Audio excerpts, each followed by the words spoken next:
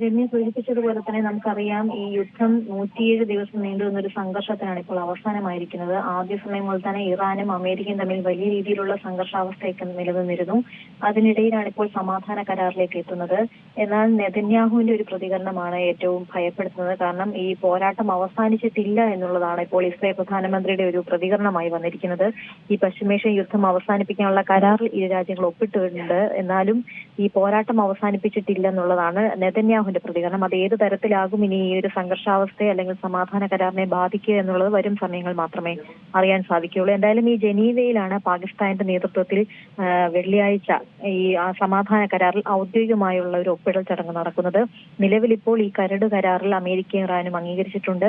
America അതിൽ വെർച്വലായി തന്നെ ഒപ്പുവെച്ചിട്ടുണ്ട് എന്നുള്ളതാണ് മനസ്സിലാവുന്നത്. ഇറാനും ഇത്തരത്തിൽ ഒപ്പുവെച്ചിട്ടുണ്ട് എന്നുള്ള കാര്യം അറിയുന്നുണ്ട്.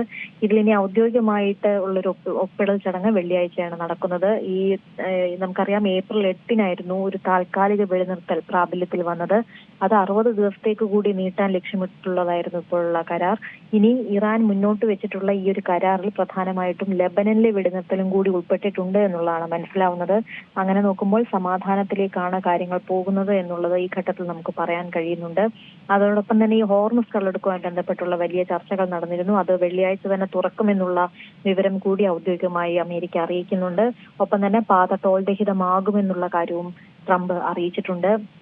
ഈ യുദ്ധം തുടങ്ങിയ സമയം മുതൽ തന്നെയാണ് ഇറാൻ ഹോർമുസ് കടലിടുക്ക് അടച്ചത്. അതുമായി ബന്ധപ്പെട്ടൊക്കെ വലിയ രീതിയിൽ സംഘർഷമുണ്ടായതും നമ്മൾ കണ്ടതാണ്. നിലവിൽ ഇപ്പോൾ അതും തുറന്നു കൊടുക്കുന്നു എന്നുള്ളതാണ് അറിയുന്നത്. അങ്ങനെ നോക്കുമ്പോൾ ഇനി സമാധാനത്തിലേക്കാണ് എന്നുള്ളത് തന്നെ നമുക്ക് ഈ ഘട്ടത്തിൽ പറയാൻ കഴിയുമെന്നാണ് മനസ്സിലാവുന്നത്. ഈ ഇറാനിയൻ തുറമുഖങ്ങളിലേക്കുള്ള വാണിജ്യ കപ്പലുകളുടെ ഗതാഗതം തടയാൻ വേണ്ടിയിട്ടായിരുന്നു ഈ ഹോർമുസിൽ ഏപ്രിൽ മാസം മുതൽ തന്നെ യുഎസിന്റെ ഒരു നാവിക ഉപരോധം ഉണ്ടായിരുന്നത്. അതും ഈ ഒരു അവസരത്തിൽ പിൻവലിക്കുകയാണെന്നുള്ള കാര്യം കൂടി ട്രംപ് പ്രഖ്യാപിച്ചിട്ടുണ്ട്. എന്തായാലും നമുക്കറിയുന്നത് പോലെ ഈ ഒരു യുദ്ധ സാഹചര്യം ഏതോ ഒരു രാജ്യത്ത് നടക്കുന്നതിനേക്കാളും ഈ കേരളം ഉൾപ്പെടെയുള്ള ഇടങ്ങളിൽ പോലും ഈ യുദ്ധം വലിയ രീതിയിൽ തന്നെ ബാധിച്ചതാണ് എന്നുള്ള കാര്യം നമുക്ക് അറിയുന്നതാണ്. അപ്പോൾ ഇന്ധനവില ക്ഷാമവും ഒപ്പം തന്നെ ഇന്ധനത്തിന്റെ ലഭ്യതക്കുറവും തുടങ്ങി ഇന്ധന വിലവർധന അങ്ങനെ പല രീതിയിലും ഈ യുദ്ധം നമ്മളെ ബാധിച്ചതാണ്.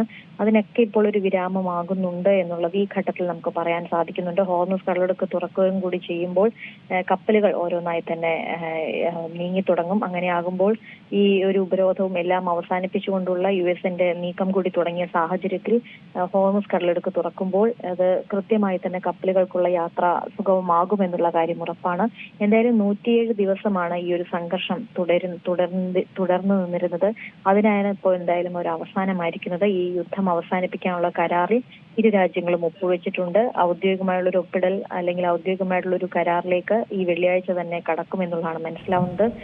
ഏറ്റവും പുതിയ വാർത്തകളും വിശേഷങ്ങളും വിരൽത്തുമ്പിലറിയാൻ സീ മലയാളം ന്യൂസ് എല്ലാ ഡിജിറ്റൽ പ്ലാറ്റ്ഫോമുകളിലും ലഭ്യം.